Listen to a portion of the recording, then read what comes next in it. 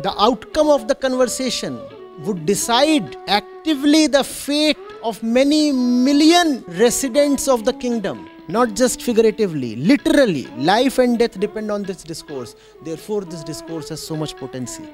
So the Bhagavad Gita is such a real and captivating story. Pranam Acharya ji. Sir, my question was that just some minutes before you told that it requires a deep thinking to arrive at what is the right thing to do. So my question was that in terms of, like, if we have to analyze something and it is quite a far thing, like suppose we have to analyze the environment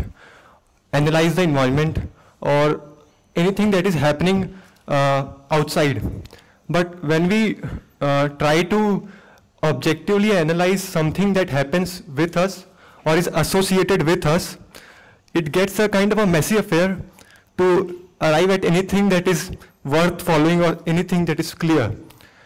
So my question is in the context of how you started this quest of finding out what is right, and was it this thinking, and how did you arrive at what was the right thing, and how did you face this challenge of investigating those things which may have a risk of losing something that you have been holding for a long time?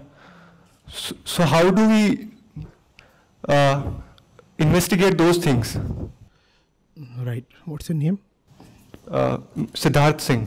Siddharth is asking, it's easy to investigate objective world, phenomena outside of us, right? You go to a laboratory and you can conduct experiments there, because really you don't have much to do with the equipment there. You go and there is an engine you are conducting experiments on, or a computer you are writing code on. You are not personally related there. So it's easier to be objective there. But when it comes to investigating what is going on in our life, within us, then it becomes difficult. The word that he is struggling to come to is detachment. And you'll be surprised where detachment comes from. Detachment comes from love. If you really have self-love, then you want to know what is going on in your life. And he is right. It becomes a complicated thing. It becomes a hodgepodge, a mess within. You just cannot know what is happening. From where is this emotion arising? From where is that desire coming? Why do I hate that direction? Why am I falling for such a thing?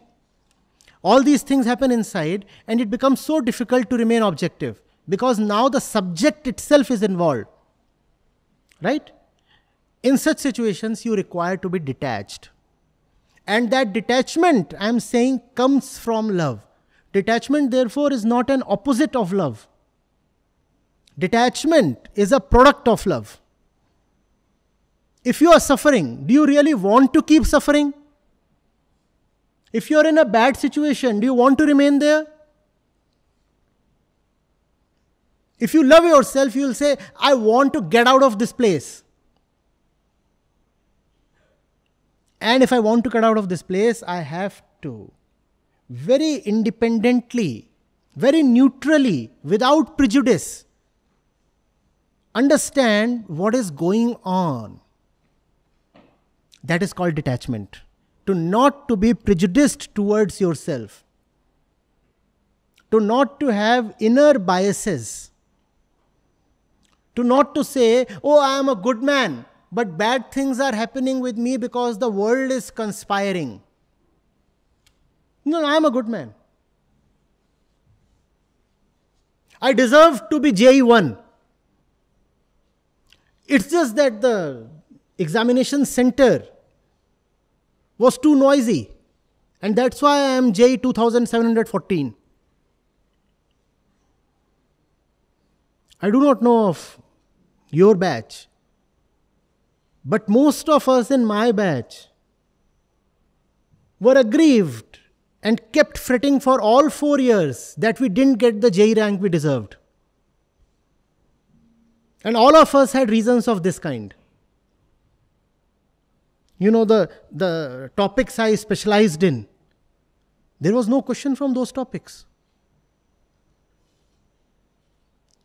There was just too much optics in the paper, physics paper.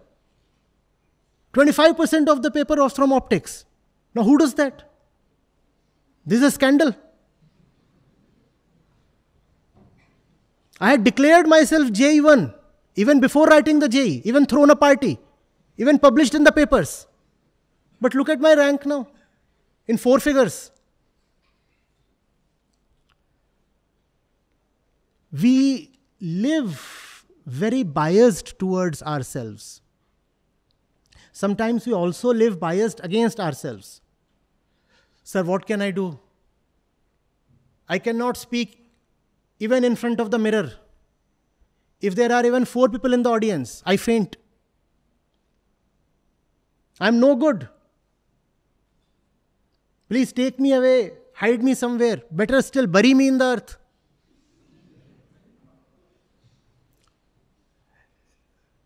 We can be biased for, we can be biased again, but hardly ever are we realistic. And it's a very important thing to have in life, realism. Know yourself rightly. Know yourself rightly with the faith that your potential is infinite. Irrespective of your infinite potential, if your current reality is of mediocrity, accept it. But accepting your current reality does not mean remaining limited to your reality. You should say, this is where I stand. However, I am not destined to stand here. Very frankly, very honestly, I accept I am standing at a very mediocre level. But this is not where I will perpetually stay. My destiny is elsewhere. I'll climb to the skies. I'll climb to the skies. I'll not say I'm already sitting up there. Now, both of these are problems. There are those who say, oh, we are born to be great. Swami Vivekananda told us. So I'll declare I'm already great. You are born to be great. That does not mean you are already great. Be realistic. And then there are those who say, I fully well realize I'm in a very in-between position. I'm not great. And that seals my fate. My entire life I'll spend like this. Don't limit your flight. Irrespective of where you are, you're capable of reaching the highest. And when I say highest, I do not mean a plum job in the US and 4 luxury villas there. That's not the conception of highest you should have. I have nothing against the US. But the common conception that we have of being successful in life is deeply flawed and dangerous. Self-love.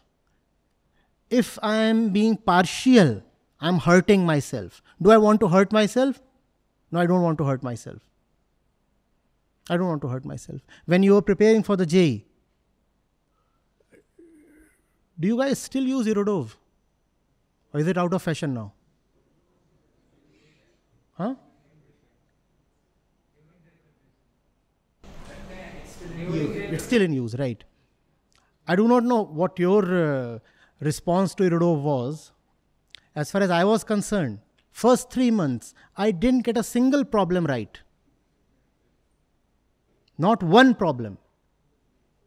Class 11th, I was told to pick it up in August or September. Till the winters set in, I was clueless. What is going on? One pulley here, one mast there, something is hanging. Now what do I do then? Tell myself that I'm already proficient? Because the answers were there at the back. In the editions that we used to have. Sometimes the hints too were there. You could pick up the answer and reverse calculate and say, I have done it. Is that what you do? Or do you honestly accept I am not yet there? Please. That's also the thing you must do in life. How much of jealousy do I have? What's my jealousy coefficient? How possessive I am? How niggardly, how lazy I am?